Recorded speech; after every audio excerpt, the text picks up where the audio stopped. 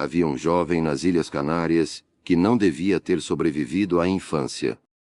Nascido em 19 de março de 1534, na cidade de San Cristóbal de La Laguna, na ilha de Tenerife, José de Anchieta veio ao mundo com uma escoliose, uma curvatura da coluna, que nos padrões médicos do século XVI representava uma fragilidade constitucional séria. Era filho de Juan de Anchieta e de Mencia Dias de Clavijo, família de origem basca com ligações à nobreza menor espanhola.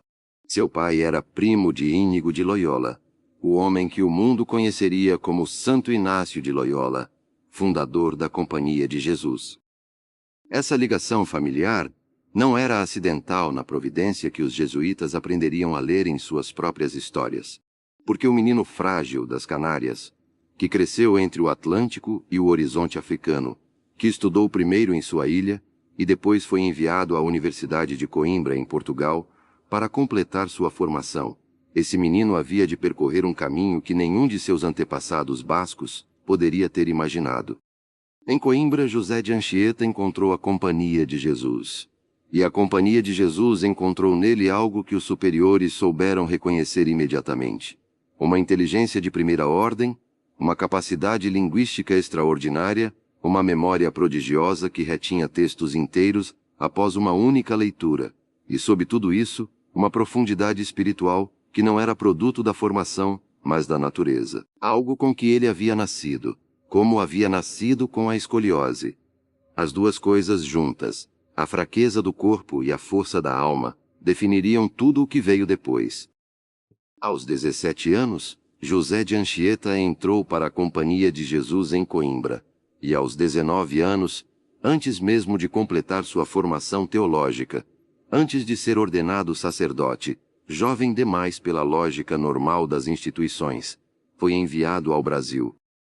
O Brasil de 1553 era um território que os portugueses haviam reivindicado formalmente há 53 anos, desde a chegada de Pedro Álvares Cabral em 1500, mas que havia resistido, com a força passiva da imensidão, a qualquer tentativa de penetração profunda. Era um continente dentro de um continente, florestas que os europeus não tinham vocabulário para descrever, rios que pareciam mares internos, povos que viviam em culturas de sofisticação social e espiritual que a arrogância dos colonizadores simplesmente não estava equipada para reconhecer. Os jesuítas haviam chegado ao Brasil em 1549, com o primeiro governador-geral Tomé de Souza, liderados pelo padre Manuel da Nóbrega. Tinham um projeto ousado e profundamente ambíguo, ousado porque genuinamente buscava proteger os indígenas da escravização mais brutal, ambíguo porque, inevitavelmente, operava dentro das estruturas coloniais que tornavam essa proteção impossível de garantir plenamente. Era a contradição central da missão jesuítica no Brasil, e Anchieta a viveria em sua pele durante décadas. Quando o navio que transportava o jovem Anchieta entrou na Baía de Guanabara, e ele viu pela primeira vez a silhueta do Pão de Açúcar emergindo da névoa matinal sobre o mar verde escuro, o que esse jovem de 19 anos, nascido nas ilhas vulcânicas do Atlântico, sentiu diante daquela visão? Os relatos não dizem, mas sabemos o que ele fez: desembarcou, colocou os pés na terra vermelha do Brasil e começou a aprender. Aprender era, para Anchieta, tão natural quanto respirar. Mais natural, talvez, dado que respirar lhe custava esforço. A escoliose comprimia levemente sua capacidade pulmonar, e o clima úmido do litoral brasileiro não era gentil com sua constituição europeia. Mas aprender, isso ele fazia com uma voracidade que assombrava os que o rodeavam. Em poucos meses, ele havia começado a dominar o tupi, a língua franca dos povos indígenas do litoral atlântico brasileiro. Não o tupi superficial do comerciante ou do colonizador, suficiente para negociar escambo ou dar ordens. O tupi profundo. O tupi das histórias e dos cantos e dos rituais e das brincadeiras das crianças. O tupi como sistema de pensar o mundo, não apenas como sistema de nomear objetos. E aqui reside um dos aspectos mais extraordinários de José de Anchieta, um aspecto que o linguista moderno reconhece com assombro profissional. Ele não apenas aprendeu o tupi, ele o descreveu. Com 19 e 20 anos, sem nenhum método linguístico estabelecido para línguas ameríndias, sem precedente, sem dicionário, sem gramática prévia, Anchieta elaborou a primeira gramática da língua tupi, a arte de gramática da língua mais usada na costa do Brasil, publicada em 1595, mas composta durante décadas de trabalho, iniciado naqueles primeiros anos de missão. Este documento, produzido por um jovem jesuíta doente, numa missão improvisada na floresta tropical, é reconhecido pelos linguistas contemporâneos como uma obra de rigor e precisão notáveis para seu tempo. Uma obra que preservou, no momento em que as línguas indígenas estavam sendo destruídas junto com as culturas que as criaram, um registro de como o Brasil falava antes de ser silenciado. Mas Anchieta não parou na gramática. Ele escreveu poesia em tupi, escreveu teatro em tupi, peças que eram encenadas nas aldeias missionárias, combinando elementos da tradição teatral europeia com as formas narrativas e musicais dos povos indígenas. Compôs hinos religiosos em tupi, em português, em espanhol, em latim, às vezes misturando todas essas línguas num único poema, criando algo que os estudiosos literários do século XX reconheceriam como uma das formas mais precoces do hibridismo cultural que definiria a identidade brasileira. Ele cantava para as crianças. Isso precisa ser dito com clareza, porque é fácil perder-se nos aspectos intelectuais e esquecer a dimensão cotidiana, humana, absolutamente concreta da missão de Anchieta. Ele cantava para as crianças indígenas, criava canções que ensinavam orações e histórias bíblicas nas melodias e nos padrões rítmicos da música tupi.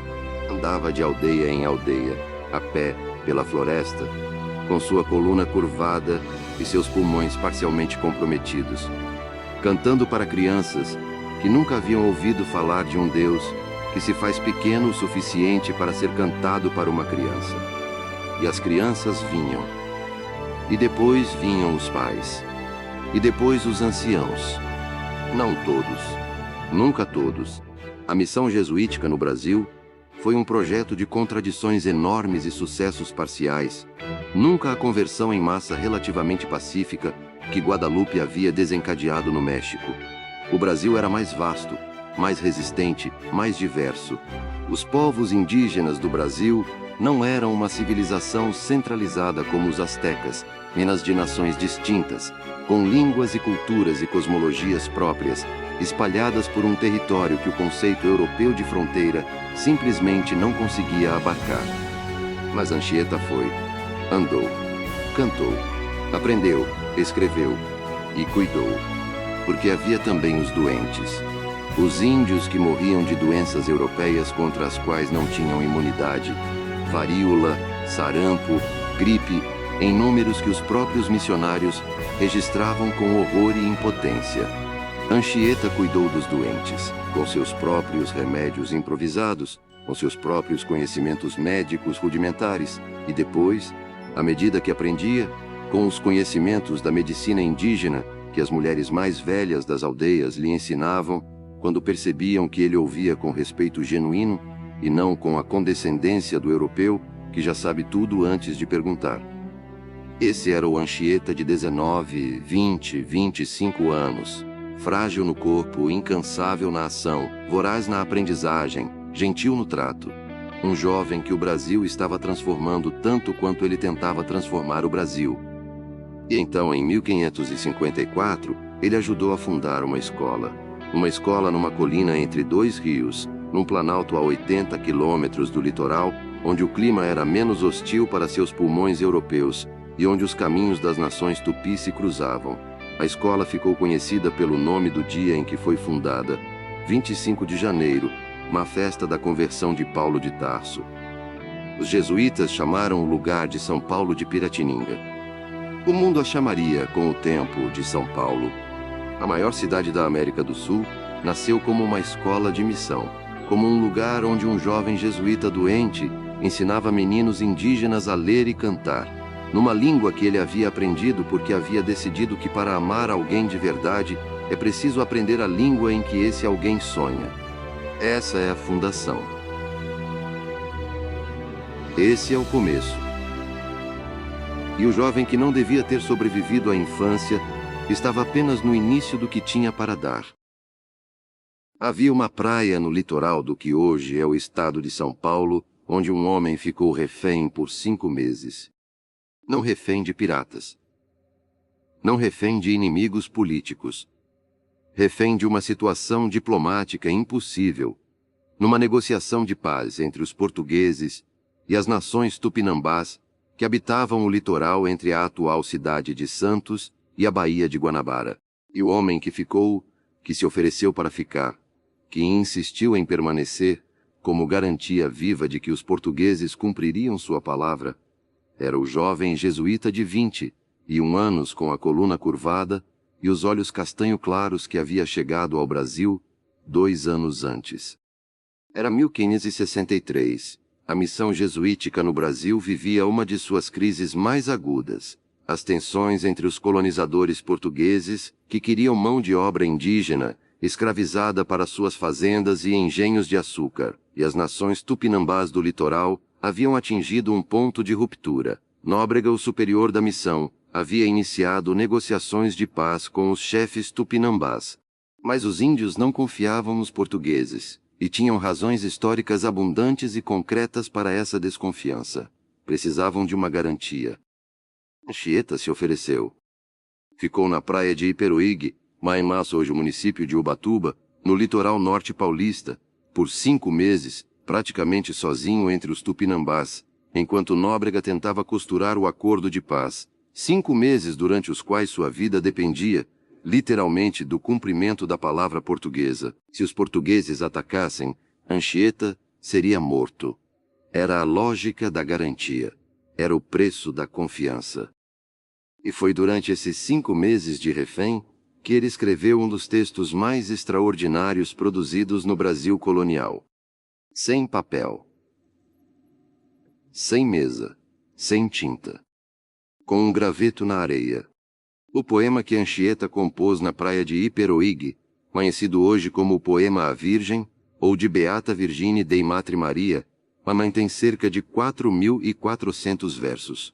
4.400 versos escritos na areia de uma praia, memorizados, reescritos quando a maré os apagava, memorizados novamente, durante 5 meses, por um homem cujo único recurso era sua memória prodigiosa e sua fé.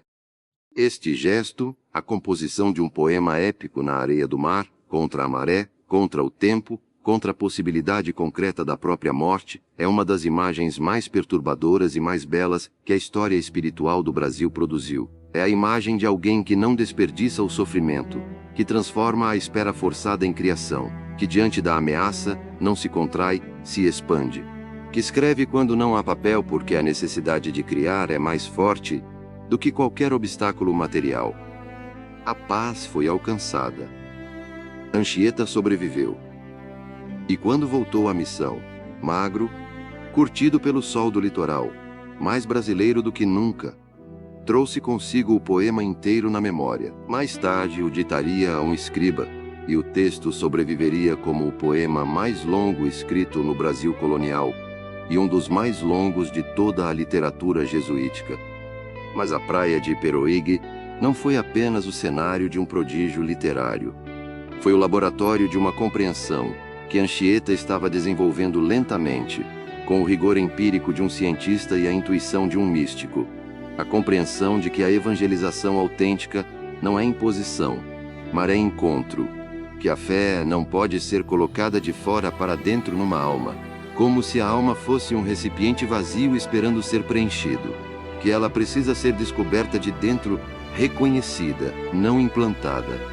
5 meses entre os tupinambás ensinaram a Anchieta o que nenhuma universidade europeia poderia ter ensinado, que os povos indígenas do Brasil não eram tábuas rasas esperando a inscrição da civilização europeia. Eram mundos completos. Mundos com suas próprias respostas para as perguntas que toda cultura humana deve responder. De onde viemos? Por que sofremos? O que devemos ao outro? O que acontece quando morremos? Ele não concordava com todas essas respostas, mas aprendeu a respeitá-las. Aprendeu a dialogar com elas em vez de simplesmente sobrescrevê-las. E essa aprendizagem, imperfeita, contraditória, limitada pelas estruturas coloniais em que operava, foi o que tornou sua missão diferente, em qualidade, da simples colonização religiosa. Os anos seguintes foram anos de movimento. Anchieta percorreu o litoral brasileiro do sul ao norte com uma energia que desconcertava os que conheciam sua constituição física frágil. De São Paulo ao Rio de Janeiro, que os portugueses haviam fundado em 1565, e onde os jesuítas tiveram papel crucial na negociação que tornou possível o estabelecimento da cidade.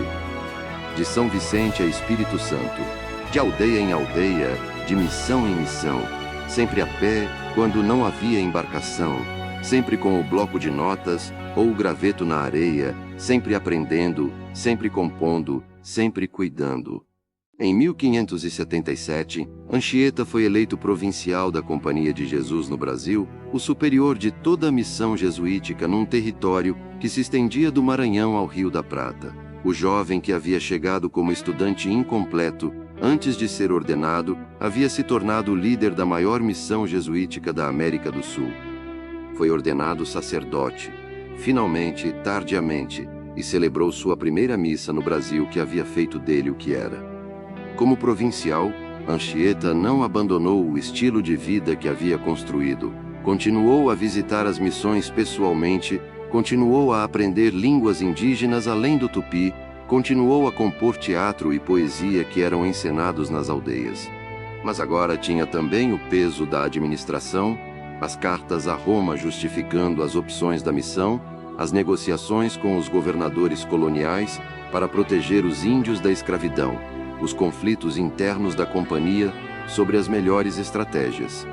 E havia os milagres. A tradição hagiográfica de Anchieta é rica em relatos de curas inexplicáveis, de proteções sobrenaturais, de eventos que os testemunharam não conseguiram atribuir a causas naturais. Os estudiosos modernos os analisam com o ceticismo apropriado às fontes coloniais. Mas o que nenhum ceticismo consegue apagar é o efeito que Anchieta produzia nas pessoas que o encontravam, o efeito de alguém cuja presença transformava o espaço ao redor, não pelo poder ou pela autoridade, mas por algo mais difícil de nomear, uma qualidade de atenção que as pessoas sentiam como cuidado pessoal, como ser visto e conhecido. Os índios o chamavam de Abanebé, o homem virtuoso, o homem de bem. E o chamavam também de Abaré, o padre, o consagrado. Mas havia um terceiro nome que usavam, nas aldeias onde ele havia passado mais tempo, Tupã Ebeiabá, o homem que falava com Deus. Não porque ele lhes houvesse dito isso, porque eles o haviam observado. Observaram-no na oração, observaram-no cuidar dos doentes com uma dedicação que não tinha explicação funcional, porque não havia nada a ganhar com curar um índio pobre, num sistema colonial que os considerava descartáveis. Observaram-no recusar alimentos quando havia fome nas aldeias, partilhando o que havia em vez de guardar para si. Observaram-no chorar diante dos corpos dos que morriam de epidemia, chorar de verdade, não o choro performático do bom pastor, mas o choro de alguém que havia perdido alguém que amava, e concluíram, com a lógica direta dos que não foram treinados para separar o espiritual do prático, que um homem assim devia ter alguma relação especial com o poder que havia criado o mundo. Não estavam errados. Em 9 de junho de 1597, dia de Pentecostes, o dia da descida do Espírito Santo, o José de Anchieta morreu em Heritiba, uma pequena missão no litoral do Espírito Santo. Tinha 63 anos. Havia passado 44 deles no Brasil. Havia aprendido e documentado línguas que sem ele teriam desaparecido sem registro. Havia fundado a escola que se tornaria São Paulo. Havia escrito poemas na areia do mar. Havia cuidado dos doentes com as próprias mãos. Havia sido refém por amor à paz. Seu corpo foi levado de Heritiba a São Paulo, num cortejo que durou dias, e em cada aldeia por onde passava, os índios saíam para recebê-lo, não com o protocolo frio das honras fúnebres, com o lamento verdadeiro dos que perderam alguém que os havia amado de verdade. A canonização de José de Anchieta veio em 3 de abril de 2014, pelo Papa Francisco, o primeiro Papa jesuíta da história, o Papa latino-americano que havia escolhido o nome do Poverello de Assis. A canonização de Anchieta, por um Papa jesuíta nascido na América do Sul, tinha uma simetria que nenhum roteirista ousaria inventar. E o Brasil, que não tinha sido gentil com seu corpo frágil, que havia exigido dele 44 anos de floresta tropical, de febres, de umidade, de caminhos impossíveis, o Brasil recebeu de volta como filho. Não o filho europeu, que havia chegado num navio português em 1553. O filho que havia aprendido a língua dos sonhos do Brasil, que havia escrito na areia do mar quando não havia papel, que havia cantado para crianças que nunca haviam ouvido falar de um Deus pequeno o suficiente para ser cantado numa canção de ninar. Esse filho, esse apóstolo, essa voz que ainda ecoa em tupi e em português e em latim, e em todas as línguas que ele amou, nas florestas que ainda restam e nas cidades que nasceram onde ele plantou uma cruz.